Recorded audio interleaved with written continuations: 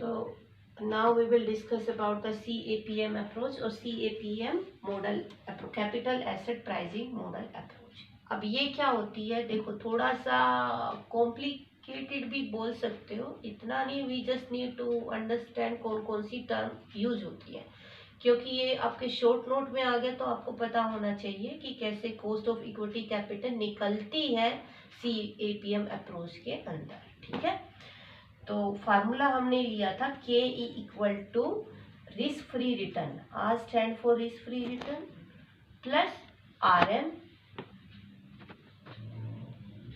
Market risk premium minus RF, अरे फिर भूल गई मैं, यहाँ पे एक आएगा बीटा। ओके, ये फार्मूला। अब CAPM अप्रोच की जब आप बात करते हो तो हम बोल सकते हैं कि there are two type of risk, systematic risk और second type of risk is, उल्टा बोल दो इसका, अनसिस्टमैटिक रिस्क। जब भी कोई सिस्टमैटिक रिस्क की बात करता है तो हम इसके लिए बोलते हैं मैक्रो फैक्टर। मैक्रो फैक्टर जो बच्चे पढ़ते आए हैं उन्हें पता होता है, जिसमें आप बोलते हो गवर्नमेंट की पॉलिसी हो गई या कोई ट्रेड पॉलिसी हो गई या कोई पॉलिटिकल इश्यू हो गए, अगर उनकी वजह से कोई चेंज आता है तो उसे बोलते हैं सिस्टमैटिक रिस्क, जब भी आपकी मार्केट रेट ऑफ रिटर्न पर अफेक्ट पड़ता है।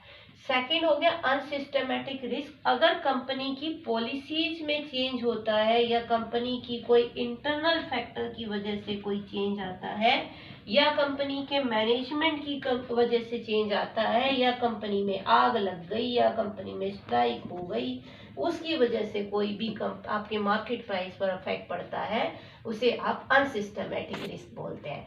इसका मतलब जब भी किसी इन्वेस्टर को रिटर्न मिलेगी तो वो ये दोनों रिस्क को इंक्लूड करेगी, और सीधी सी बात है, रिस्क जितना हाई होगा उतना ही इन्वेस्टर रिटर्न भी हाई एक्सपेक्ट करता है।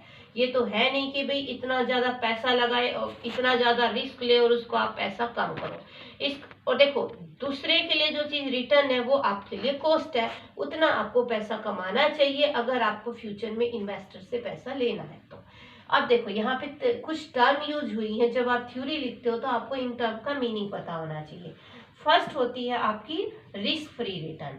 रिस्क फ्री रिटर्न किसको बोलते हैं, अगर आपका पैसा लगा, जो रिटर्न आपकी गवर्नमेंट सिक्योरिटी, ट्रेजरी बिल्स हो गए, जिसको हम ये मानते हैं कि वो ज्यादातर आपकी रिस्क फ्री रिटर्न होती है।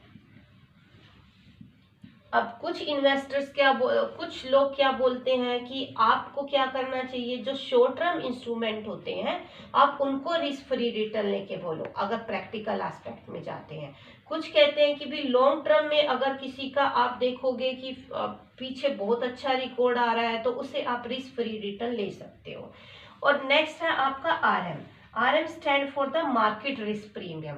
मार्केट रिस्क प्रीमियम क्या है, जो आप मार्केट में क्या होता है कि भाई अगर आपकी लॉन्ग टर्म अगर आप कोई चीज लेके चल रहे हो, किसी कंपनी की जो परफॉर्मेंस है, जिसमें आप बोलते हो हिस्टोरिकल अर्थमेटिक, अगर आप मार्केट रिटर्न निकालते हो आप किसी की भी, तो उसमें आप देखते हो कि आपका मार्केट रिस्क कितना था और उसके हिसाब से आपको कितना प्रीमियम मिला। प्रीमियम कैसे निकालोगे, जो आपका मार्केट के हिसाब से रिटर्न मिला या कितना मिलता आया है उसमें से अगर आप रिस्क फ्री रिटर्न माइनस कर दोगे तो आपकी मार्केट रिस्क प्रीमियम निकल जाएगी।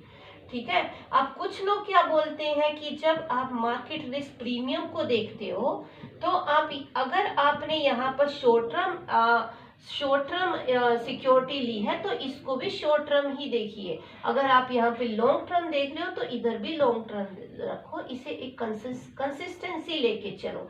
यहाँ नहीं कि यहाँ पे शॉर्ट टर्म देख रहे हो और उधर आप लॉन्ग टर्म रिस्क लेके चल रहे हो मार्केट का।